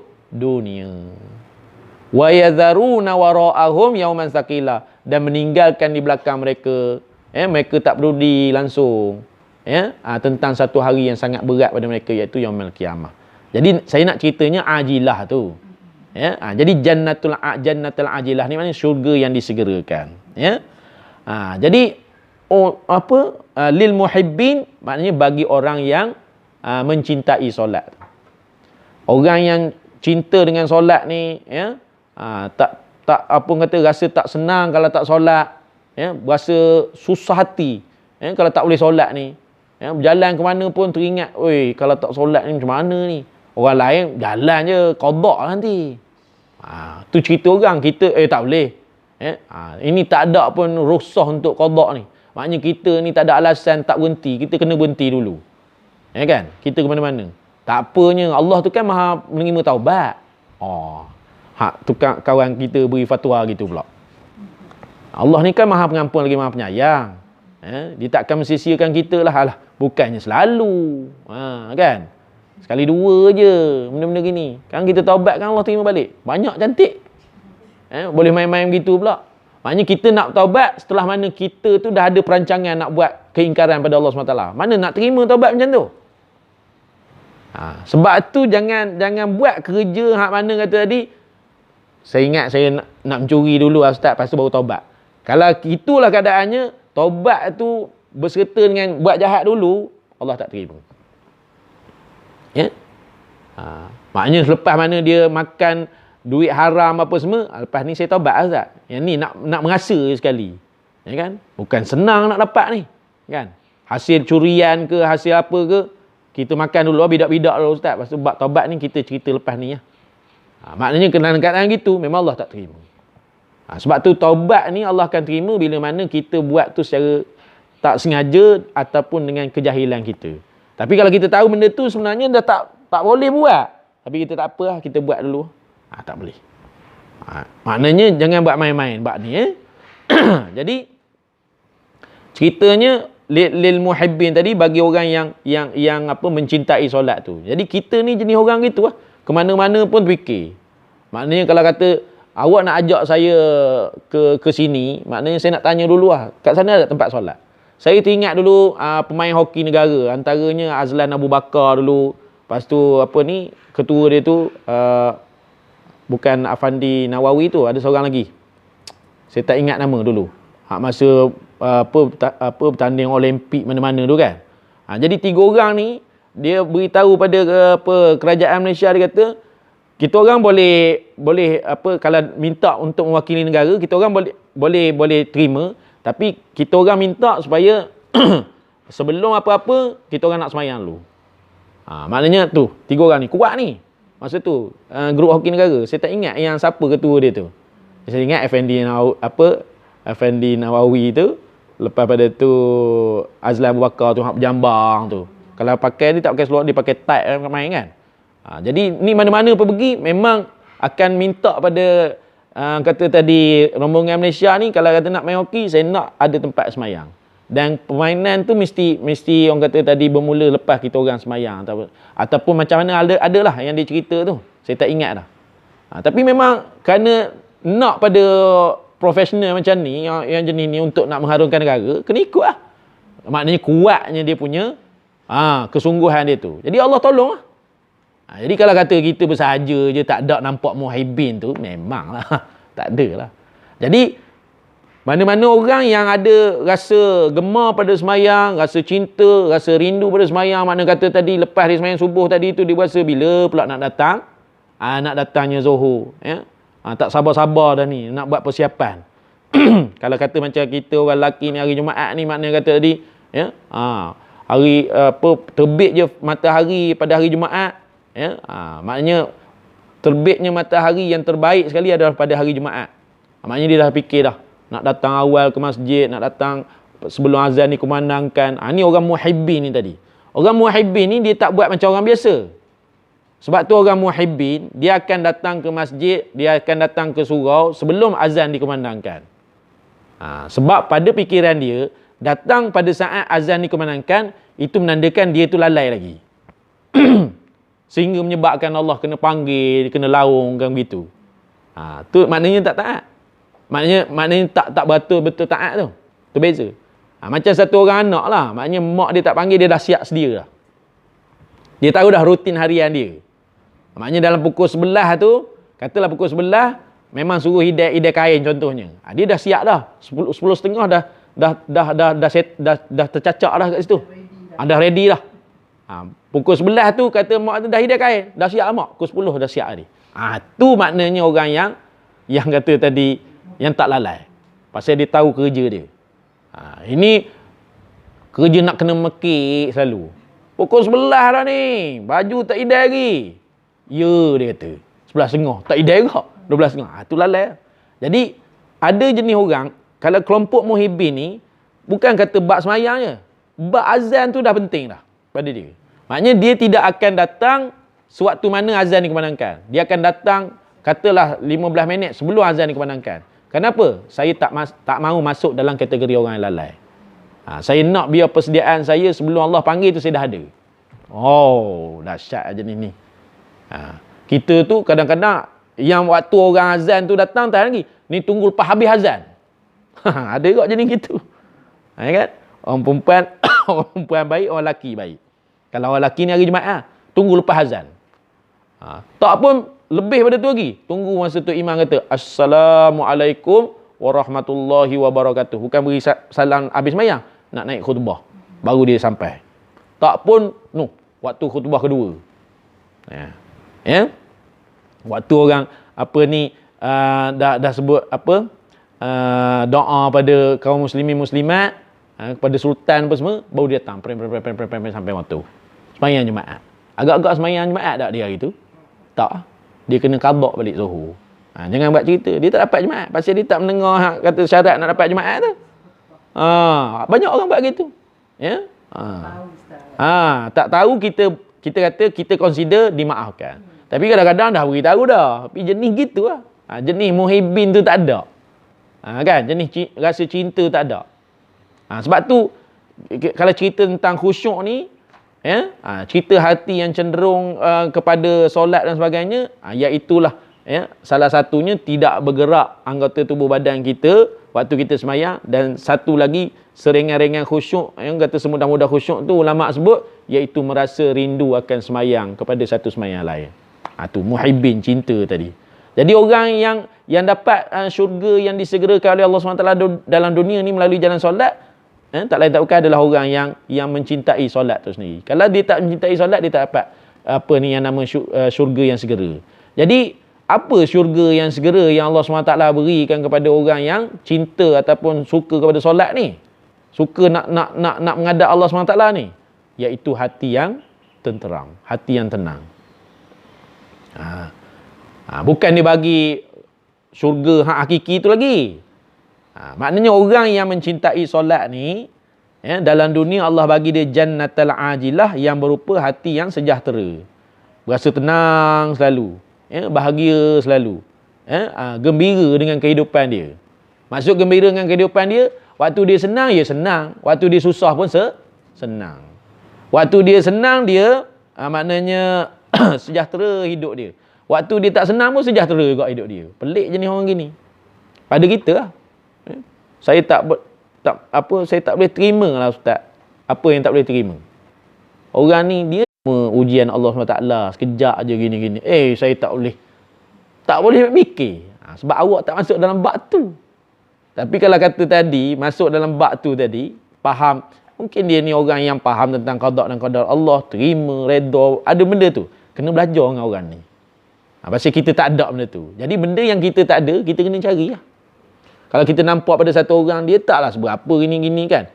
Tapi kita nampak pada dia ada sabar, ada redha, ada segala. Kena belajar dengan dia. Walaupun dia tu satu orang hamba. Walaupun yang mungkin tak seangkatan dengan kita. Pasal kita tak ada benda tu. Tapi kalau kita ada, tak ada masalah. Cuma orang gini kan. Jadi bila Allah bagi jannatul ajilah pada satu orang, tu lah. Hidup dia simple lah. Bukan simple makna kata tadi merempat. Tidak. Simple. Ada, tak ada pun tak apa. Agak-agak kita, saya semua sampai tak tahap tu lagi. Tak lagi lah Ustaz. Kena cuba. Kena belajar. Jadi benda ni kena belajar. Jadi nak tak nak benda tu nak dapat macam mana jannatul ajilah ni supaya yang kata tadi, hati saya ni sentiasa sejahtera, hati saya ni sentiasa rasa tenang, rasa bahagia, rasa gembira dengan kehidupan. Solat lah. Tak solat tak tenteram. Tak tahulah, saya tak boleh nak describe orang yang boleh kata saya tak solat pun saya senang lah Ustaz. Saya tak senang kot mana, wallahualam. Mungkin kalau kita duduk di rumah dia dengan keadaan dia tak solat begitu kan, tak nampak tenang. Tak nampak senang itu. Allah boleh jadikan macam-macam benda dalam rumah tu yang menyebabkan dia jadi tak tenang. Jadi orang begini, bila dia dah tak ada benda tu, saat mana kita kata dia usahakanlah untuk solat dan sebagainya, dia akan counter kita balik. Solat Ustaz, dapat apa? Pasal awak tak kata tu bermakna dalam hidup saya Ustaz, melainkan maknanya saya solat je. Baru ada qurrata aini tadi tu. Boleh? Baru datang mutakin tadi. Saya dah dapat dah ustaz. Apa yang kata tadi yang disebutkan ni. Jannatul ajilah ni dalam semayang. Alhamdulillah. Allah dah berkenan nak beri pada kita. Tapi sebelum tu memang kena usaha. Nak dapat jannatul ajilah ni bukan senang. Nama syurga kan. Bendanya mahal. Bukan semayang boleh cincai-cincai. Sebab tu nanti ni disebut tu. Satu-satu praktiknya tu. Buat hak macam tu. Baru boleh pergi. Kalau kata tak. Ni semayang ikut kita. Nak angkat takbir ikut selera kita. Nak baca Fatihah pun ikut kita. Belajar tajwid dah merata. Ya? Baca Fatihah pun. Ya? Orang mendengar menderita. Dia tak apa. Orang yang mendengar tu menderita. Aduh. Kena pula jadi imam. Masalah. Nak mufarakah ke tidak ni ustaz? Dah kalau baca tunggal langgang itu mufarakah je lah. Pasal kita ikut imam yang batal lah kita. Kan? Kesian pula ustaz kalau kata mufarakah. Kan seorang dia. Ya, kita tu jauh lebih kesian daripada dia. Maknanya kalau kata tu usahalah betulkan. Ya? Bukan boleh tangkap muat. Kecuali lah maknanya di satu kampung tu imam tu je lah ada, makmum pun lebih kurang. Tu tak apa. Ni yang belakang ni kadang-kadang anak-anak kita, cucu-cucu kita yang hafiz dan sebagainya kan. Ataupun orang yang belajar kan. Bila baca Fatihah tu, tu kata, mungkin tu imam tak menderita. Kita yang belakang makmum menderita dengar. Banyak salah. Bukanlah kita tu jenis nak jaga tepi kain orang, nak komen bukan-bukan. Tapi memang salah dia baca. Kalau kata ghairil maghdubi alaihim, bunyi lain, waladdallin bunyi lain. Alham sepatutnya nipis jadi tebal. Macam mana tu? Ar-Rahmanir Rahim. Banyaklah benda dia kan. Ini masalah ni bukan boleh tangkap muat. Tak boleh. Sebab tu bila cerita tentang bab kriteria pemilihan imam ni, dia ada satu bab dia. Bukan kerana wajah tampan saja. Wajah kacak je gitu kan. Tak. Dia mesti qori. Dia mesti tahu fiqh sikit sebanyak. Hatta sampai tahap kalau dah berkumpul ni calon-calon imam ni semua yang kata tadi yang hebat-hebat, pilih lagi kat situ tu. Tanya dulu dalam sebelah yang ni siapa yang dah kahwin. Hak tu kena pilih. Yang kahwin, yang bujang tak. Walaupun sama level ni ngaji, Mesir, Yaman, mana Morocco, lepas tu dia punya kalau diuji fiqh sama, jawapannya memang hebat belaka sebelah orang. Pening kepala AJK masjid nak milih. Jadi macam mana ni? Dalam kitab fiqh tersebut tanya, hak mana dah kalangan ni yang kata tadi yang dah kahwin. Katalah mungkin 5 yang dah kahwin, tanya lagi, ada persoalan-persoalan lagi tu. Mungkin ada anak ke apa semua, ada lah ke. Bukan senang jadi imam. Ingat senang. Bukan tangkap muat aja. Ataupun bukan kata pergi offer diri, bagilah saya imam. Kerana dia berlainan aliran politik ni saya sebut siap-siap. Kerana dia ni pas contoh, tak boleh imam dia, benci ya. Katalah contoh itu tak. Ni benci tu maknanya yang makmum tak berasa mesra dengan dia ni sebab dia ni bila ditegur macam contoh salah baca subhanallah mai ikut dia je. Tu jemaah dah tak selesa tu. Ataupun kalau kata tadi jemaah ni ada golongan yang kata tadi tak berapa nak sihat, orang tua dan sebagainya, dia langgar juga orang tua tak tua. Dan nama nak semayang ikut je laku, tak boleh. Nama kan pemimpin. Pemimpin ni kuli kepada ingat pemimpin jadi pemimpin ke? Tak. Pemimpin tu kuli pada rakyat, hak milih. Hak pemimpin sebenar siapa? Pemimpin sebenar rakyat. Pemimpin sebenar pada satu orang imam masjid tu makmum tu. Bukan kita. Kita tu dilantik menjadi imam. Kalau tak layak tak jadi imam. Layak tu yang dilantik diangkat menjadi imam. Jadi bila begitu imam mesti jadi kuli pada makmum. Bukan maksud jadi kuli ikut pak turut makmum je. Jadi makmum tegur subhanallah salah, ikut Ni dah. Kan ikut dia je, tak boleh. Makmum bagi komen, ustaz janganlah panjang sangat pasal belakang ni ada orang tua gini-gini. Ni ustaz bantai rakaat pertama Yasin sampai satu surah. Contoh, kan? Tak boleh gitu. Nabi pun marah. Ada satu sahabat kan, bawa panjang sangat. Nabi kata, waktu semayang beramai ni, jemaah ni ringankan bacaan. Kerana belakangmu ada orang yang berhajat, ada yang nak tunaikan hajat, nak pergi beredar cepat orang tua dan sebagainya. Tapi nama kata kamu nak semayang sendiri esok, panjang-panjang pun tak apa. Tu kaedah. Begitu juga hari Jumaat, khutbah. Sunnahnya pendek, jangan panjang. Ni sampai berkajang-kajang khutbah. Jadi ceramah pula kan. Tapi sunnahnya semayang panjang. Ini khutbah panjang, semayang pendek. Salah. Jadi sebab tu saya tak ingat Imam Malik sebut. Kalau mana-mana imam hari Jumaat ni, ya, kalau kata khutbahnya panjang, semayangnya pendek, itu ternyata imam tu tidak faqih. Maknanya tak faham kaedah. Ada jenis gitu, panjang ceramah kan. Ni lah masa 15 minit ni, orang datang ramai. Ni aku nak tunjuk yang aku boleh ceramah. Tak pakai tag dah. Pam cerita. Orang pun tunggu, tengok jam, apa segala. Bila nak habis ni, kan? Orang nak masuk kerja pula. Ya kan? Peruntukan kerja Jumaat dibagi. Tapi ikut time lah. Dia dah estimate dah. Tak boleh lebih. Ya kan? Maknanya ngam-ngam lah. Tengok-tengok ceramah pula hari tu. Ya? Kena pula hari ni khutbah di Selangor. Vaksin COVID-19. Ya? Mencegah kemudaratan. Kan? Kalau jenis orang bukan anti-vaksin, tak apa lah.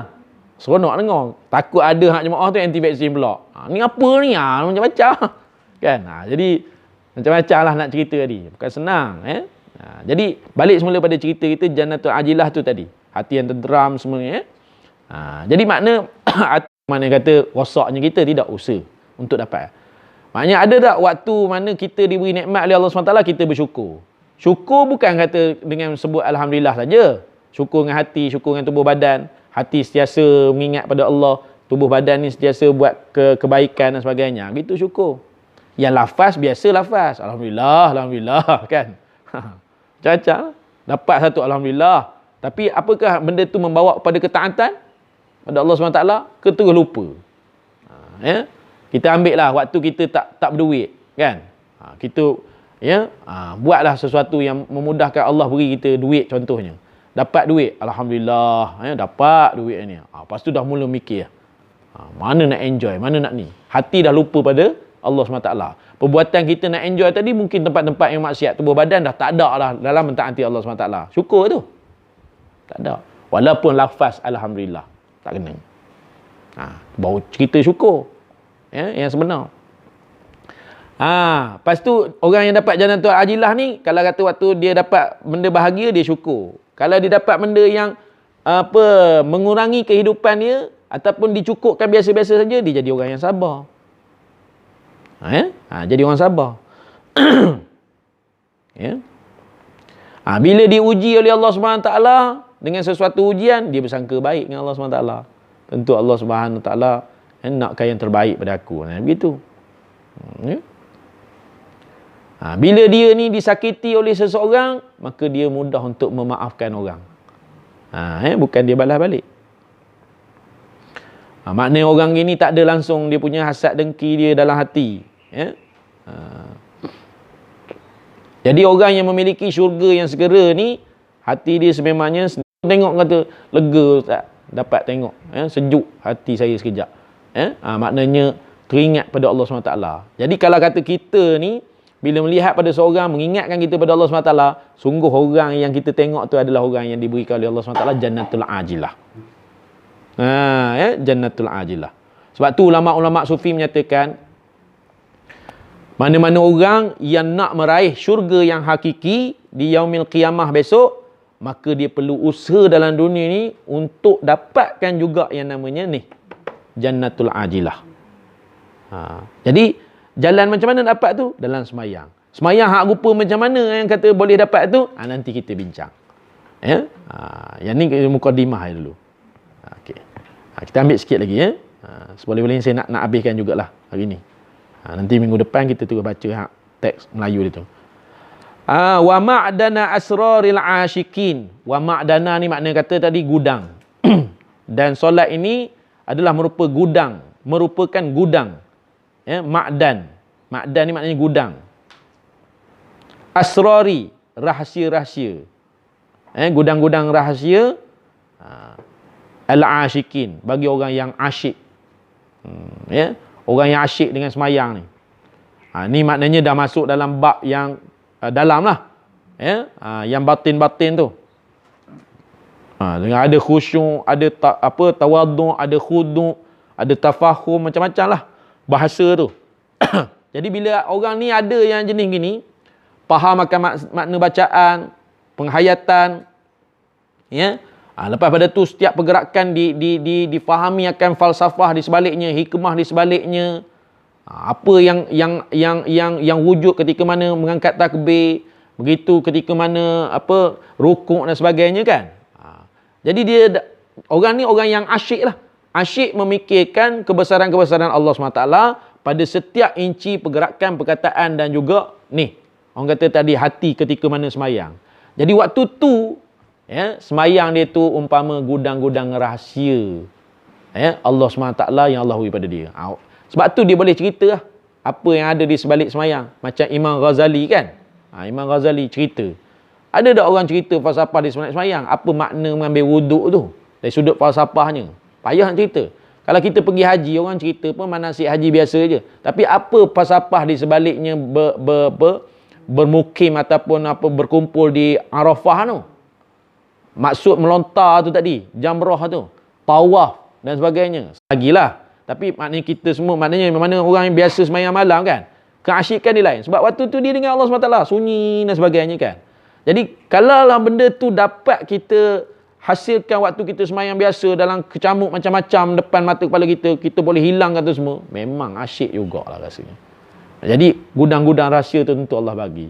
Sebab benda ni memang tak ada dalam pengajian kitab, universiti apa semua tak ada. Rahsia ni Allah yang akan bagi bila mana orang tu dah sampai pada tahap maqam dia begitu.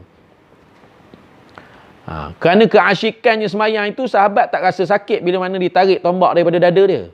Tarik anak panah tu. Tak rasa sakit. Kerana asyiknya semayang tu, burung-burung pun hinggap di tubuh badan pun tak rasa apa. Asyiknya sujud pada Allah SWT tu, batu pun boleh jadi lekuk. Asyiknya beribadah pada Allah, gua yang gelap jadi terang. Macam tu lah. Asyiknya apa ni orang kata Rasulullah SAW dengan Allah SWT ni, waktu ketika mana saya tak ingat, Sayyidatina Aisyah nak menjahit baju, nak masukkan benang tu, tiba-tiba pelita tertutup. Pelita tu terpadam. Rasulullah masuk. Terang menderang rumah. Mana ada lampu waktu tu? Nak kata tadi. Sehingga boleh masuk pula tu tadi, benang dalam lubang jarum. Nak kata hebat tak hebat cahaya Rasulullah SAW. Kan? Macam tu lah. Itu kat cahaya orang beriman. Sebab tu pada wajah orang yang semayang ni, dia ada nur dia, cahaya dia. Kalau orang tu dia cantik kot mana pun, kalau dia tak semayang, dia tak ada nur. Tak seronok untuk kita pandang. Tapi kalau orang tu macam contoh Sayyidina Bilal lah kata tadi kan. Orangnya hitam legam, gigi jarak putih. Kan? Orang Ethiopia, orang Habasyah, begitulah. Tapi Rasulullah SAW dengar tapak kaki di dalam syurga waktu Isra' dan Mi'raj. Nak kata apa? Bila tanya, Sayyidina Bilal belum meninggal lagi waktu tu. Bila tanya apa amalanmu? Tidak ada apa amalan yang khusus ya Rasulullah. Cuma aku ni bila terkejut malam je, aku bersihkan diri semayang 2 rakaat. Tapak kaki dah ada dah dalam syurga. Kita tapak kaki pun belum bunyi, berdetak lagi dalam tu.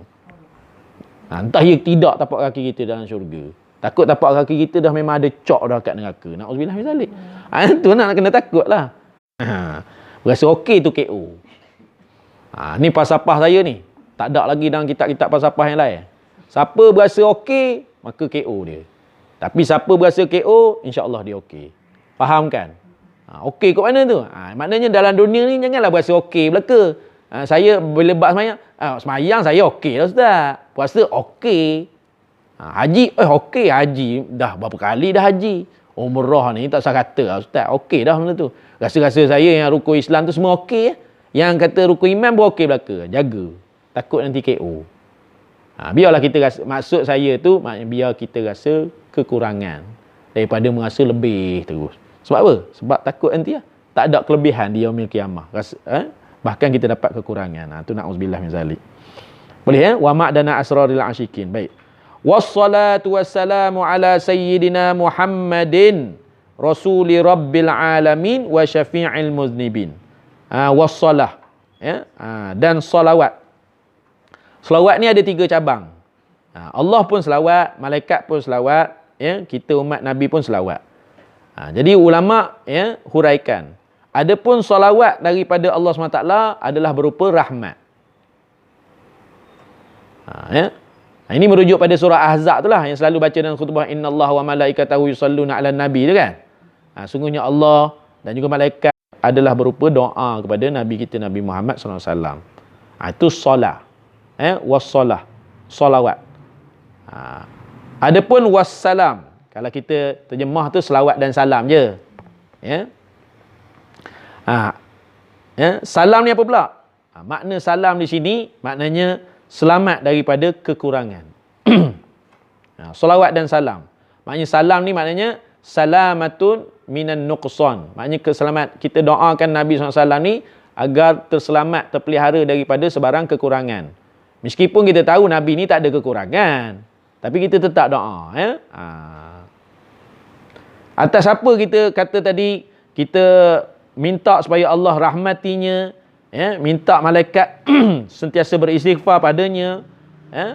Kita sendiri berdoa padanya, dan seterusnya kita mohon keselamatan, ya? Kepada junjungan besar Nabi kita, Nabi Muhammad junjungan, memohon keselamatan daripada kekurangan. Pada siapa yang kita tujukan benda ni? Ala sayyidina Muhammadin rasuli rabbil alamin wa syafi'il muzibin. Atas penghulu kami, ya? Penghulu kami. Kalau penghulu merujuk kepada Nabi, maksudnya ikutan. Ya? Kalau penghulu merujuk kepada Allah, itu namanya tumpuan. Ya? Sayyidina ni pun ada juga pakai pada Allah SWT kan. Ya Sayyidi, kan. Maknanya kadang-kadang orang berdoa ya Sayyidi, wahai penghulu, maknanya wahai Allah.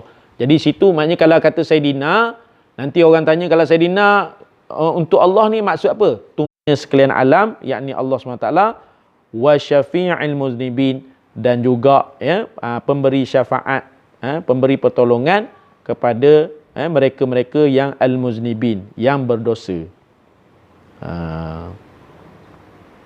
Boleh? Situ yang pentingnya kita faham makna solawat, makna salam dan sayyidina tu je. Ya? Saya reka-rekalah. Seterusnya wa ala alihi wa ashabihi wa itratihi at-tahirin salatan wa salaman. Ya?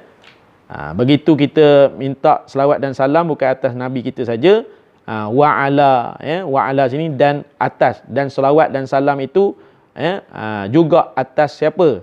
Atas alihi, keluarganya. Masalah tentang keluarga Nabi ni ulama bahagi pada 3. Satu, keluarga Nabi pada bab keturunan. Itu merujuklah pada Bani Hashim dan juga Bani Abdul Muttalib. Itu satu keluarga Nabi. Ini merujuklah yang ahli bait Nabi tu kan.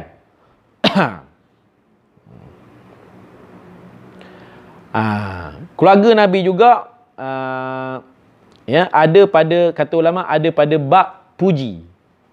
Bab nasab tadilah. Maknanya Bani Hashim dan juga Bani Abdul Muttalib. Ini orang yang tak layak terima zakat. Ya? Bukan tak layak terima zakat.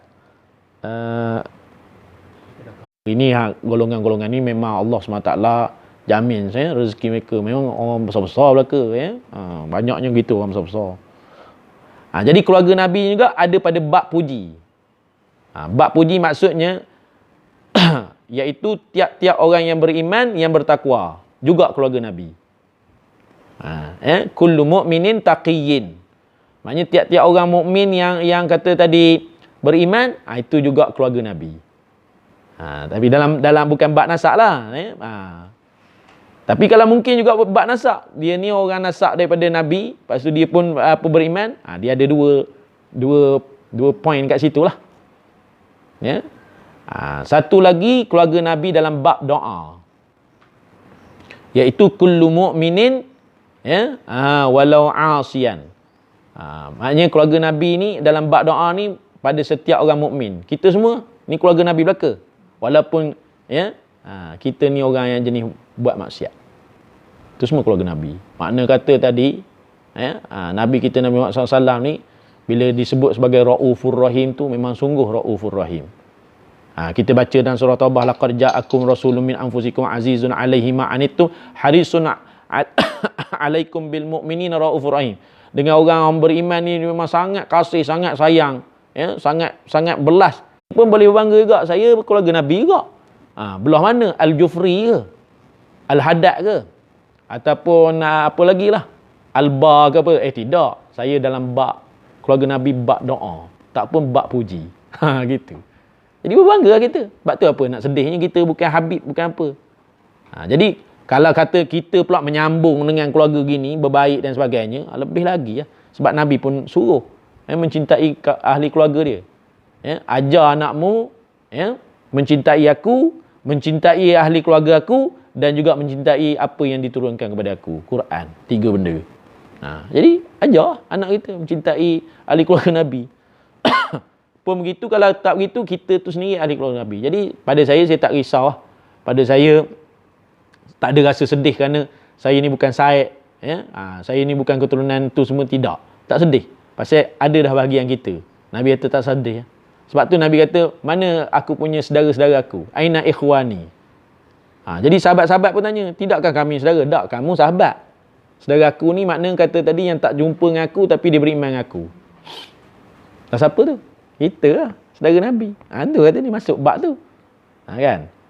Kalau kata dalam bahasa mudah ni, mungkin kita tu baru-baru bacang ke apa gitulah. Kan? Saya saudara ni ustaz tapi jauh sikit lah. Macam tu lah.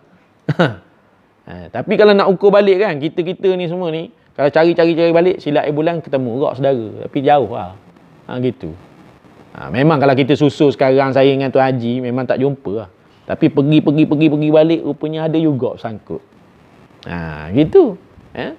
Sangkut tak tahu kod mana, kod moyang ke, kod apa ke. Tapi jenuh lah nak mencari tu. Ya kan? Itu. Jadi kalau kata tak begitu pun, memang kita bersaudara pun. Saudara atas tu, kalimah tu. La ilaha illallah Muhammad Rasulullah. Itu jauh lebih besar saudara dia. Kadang orang bila kita sebut gitu, saya sebenarnya saudara dengan awak ni. Tak mana saudaranya? Kata. Pandai pula. Ini semua ada kepentingan. Tidak. Dengar dulu nak jaga ni. Jangan terus bubuh aja. Kan? Saya saudara seagama dengan awak. Gitu. Ya. Saudara atas kalimah. Saudara paling besar tu. Saya tak boleh tumpahkan darah awak. Awak tak boleh tumpahkan darah saya. Hak saya awak tak boleh ambil. Saya pun tak boleh ambil hak awak kecuali dengan kebenaran agama. Itu. Ya. Habis itu. Wa ashabihi. Sahabat-sahabatnya. Apa definisi sahabat? Iaitu man laqiyan nabiyya sallallahu alaihi wasallam wa mu'minan bihi wa mata 'alal Islam. Apa makna itu? Orang yang jumpa dengan Nabi, orang yang jumpa dengan Nabi, beriman dengan Nabi dan mati atas Islam. Tu sahabat. Sebab tu Abu Jahal tak dikira sahabat. Abu Jahal dia jumpa Nabi, beriman tidak? Tak. Matinya macam mana? Kafir. Dia tak bukan sahabat. Macam Sayyidina Uwais Al-Qarni, dikira sahabat lah. Kan? Hak mana yang kata tadi tak jumpa Nabi, tapi jumpa sahabat Nabi dan mati atas Islam, orang tak panggil dia sahabat. Orang panggil dia tabi'in. Dia gitu lah. Dia akan turun ke bawah itulah. Macam kita ni dipanggil sebagai ikhwan Nabi lah. Ataupun senangnya umat Nabi. Wa itratihi at-tahirin. Wa itratihi ni kaum kerabat.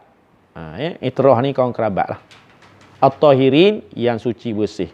Tahirin. Salatan wa salaman. Salawat dan salam. Daimaini ila yaumiddin. Jadi berkekalanlah selawat dan salam itu berterusan sampai yaumiddin, sehingga kepada hari kiamat, hari pembalasan. Wa ba'du, dan adapun. Wa ba'du di sini faham dengan makna selepas daripada bismillahirrahmanirrahim, alhamdulillahirabbil alamin, cerita atas tu panggil wa ba'du. So bila sebut je wa ba'du. Wa ba'du dan selepas itu. Selepas apa? Selepas bismillah, selepas alhamdulillah, selepas cerita-cerita tadi, barulah pengarang kata alhamdulillah dengan izin. Selepas daripada saya menyebut bismillah, alhamdulillah, dengan izin dan taufik daripada Allah juga, buku praktikal solat yang sempurna ini dapat diterbitkan. Wallahu ta'ala alam. Kita sampai situ dulu. Nanti kita bacalah. Tapi fahamkan wa ba'du tu selepas apa? Maknanya dipanggil sini, kalau dalam kaedah bahasa Arab dipanggil hazful idhafah. Sebenarnya wa ba'da bismillahirrahmanirrahim walhamdulillahi rabbil alamin. Maksudnya gitu. Itu dipanggil wa ba'du. Ya. Ini kalau kita mengaji kaedah pondok tu sikit-sikit gitu. Jadi selepas apa ni Ustaz? Selepas tadi ya, selepas bismillah apa semua dah buka mukadimah kan? Baru dia cerita keadaan buku ni. Maknanya minta berkat dulu, pertolongan Allah SWT dulu, ya. Nak boleh menyebut alhamdulillah dengan izin taufik Allah tu, minta berkat dengan bismillah, puji Allah dulu gitu. Jadi kat sini kita dapat gambaran dalam nama berdoa macam tu lah. Jangan berdoa ni terus-terus aja. Ya Allah, berikanlah padaku rezeki yang melimpah ruah. Tengah sesak ni ya Allah, gini. Tak kena. Adab doa tak ada. Patutnya mula dengan bismillah. Lepas tu alhamdulillah. Selawat pada Nabi. Tak pun puji Allah lagi. Sebab tu doa yang paling sempurna, pernah saya sebut juga dulu, doa yang paling sempurna ni apa dia? Tu, doa keratan doa tahlil yang awal tu. Daripada alhamdulillahirabbil alamin hamdan yuwafi ni'amahu wa yukafi mazidah tu sampai pada Allahumma shalli wa sallim ala sayyidina Muhammadin fil awwalin wal akhirin, lepas tu fil mala'il a'la ila yaumiddin hatta tarisal arda wa man 'alaiha wa anta khairul warisin. Kalau boleh dihafalkan keratan itu yang awal, lepas pada habis yang wa anta khairul warisin, barulah doa apa semua. Itu adalah bentuk doa yang yang memuatkan pujian yang sempurna kepada Allah SWT. Bagus kalau boleh dihafal. Tidak, kita baca biasalah alhamdulillahirabbil alamin wassalatu wassalamu ala asyrafil anbiya'i wal mursalin. Tapi kalau kata dalam hal untuk kata tadi sempurna memuji Allah, begitu orang kata tadi selawat pada Nabi SAW ni, itu doa dia. Kan kita baca alhamdulillahirabbil alamin hamdan yuwafi ni'amahu wa yukafi mazidah ya rabbana lakal hamdu kama yanbaghi li jalal. Duduk antara dua sujud. Rabbighfirli, minta ampun dulu. Minta rahmat dulu. Kan? Maknanya apalah bentuk-bentuk doa pengampunan tu, hak tu serta dulu. Allahumma ghfirli zunubi. Jangan terus Allah marzuqna rizqan halalan, tak beradak. Tu doa pun dia ada dia punya urutan dia. Lepas habis minta ampun, minta apa, baru cerita nak rezeki ke nak apa ke. Ni ampun ke tidak, apa semua tidak. Salah banyak ni. Kan? Macam kata tadi beradak, tak merayu langsung. Yang menengok kita tu tahu kita ni banyak salah. Tiba kita datang merayu, tolonglah saya, bagilah duit gini, meronta gitu juga. Awak salah banyak. Merayulah dulu. Maksudnya gitulah. Maknanya akui dulu kekurangan diri, dosa apa segala. Kan? Jadi nak begitu dengan Allah SWT. Takkan sampai tahap macam tu. Allah ni kalau kan dia nak bagi, dia boleh bagi. Ya, sungguh. Tapi kan bila kita menekankan tentang masalah adab ni, maka kalau kata kita boleh buat, itu jauh lebih ampun kata tadi bagus, dan kita punya permintaan tu tentunya akan cepat tertunainya. Ni tidak. Sebab tu kita kenapa waktu kita berdoa mesti minta ampun dulu. Ya, memang kena minta ampun dulu. Rabbighfirli warhamni wajburni warfa'ni warzuqni, beroleh pahala. Tapi kalau kata merasa tak berdosa dengan Allah SWT, beroleh apa dia? Boleh dosa. Sebab tu akui sajalah kekurangan diri kita. Lebih kot mana pun saya kurang. Sebab tu ulama kalau kita pergi jumpa dia kata, tuan banyak ilmu, saya tak ada ilmu. Yang ada ilmu Allah SWT. Dia sebut gitu. Saya tak pandai. Itu ini macam semua segala tak pandai. Kita tengok dia ni habis pandai dah, tapi dia tak pandai. Saya tak pandai. Saya tak pandai. Semua tak pandai. Semua tak pandai. Bila masa tak pandai? Memang saya tak pandai. Yang pandai Allah SWT. Yang cerdik Allah. Yang bijaksana pun Allah. Gitu. Baik ya. Kita habiskan di situ dulu insya-Allah. Nanti kita sambunglah. Seterusnya tu. Ni kita boleh baca sebentar lalu. Ada tempat nanti insya-Allah saya skip je. Bukan skip macam manalah. Tak perlu kita nak baca satu persatu. Ada tempat yang perlu saya syarahkan, nanti saya syarahkan dengan kemampuan dan kekuatan yang Allah SWT berikan kepada saya lah. Kita cuba habiskan dulu bab mukadimah untuk maksud dan tujuan yang saya katakan pada awal pengajian dulu, untuk kita tahu flow ataupun kehendak pengarang ni nak membahaskan apa sebenarnya dalam mukadimah dia. Sedangkan kita tahu dah, baca depan pun kita tahu dah. Tapi itulah kata tadi, untuk tabarruk, untuk mengambil barakah tu wajar untuk kita bacalah. Jadi amat sungguh tidak beradab membaca kitab seseorang. Lain kitab kita tak apa. Ni kitab orang, maknanya kena ni. Masuk mesti ketuk pintu, beri salam. Tak ada nak gedah terus. Bila gedah tu maknanya awak tak beradab. Dia begitu ya. Sebenarnya kita berdoa, mudah-mudahan majlis kita mendapat keberkatan di sisi Allah Subhanahu wa taala. Subhanakallahumma wa bihamdik asyhadu an la ilaha illa anta astaghfiruka wa atubu ilaik. Bismillahirrahmanirrahim. Al-'asri innal insana lafi khusr illa alladhina amanu wa 'amilus solihat wa tawassaw bil haqq wa tawassaw bis sabr.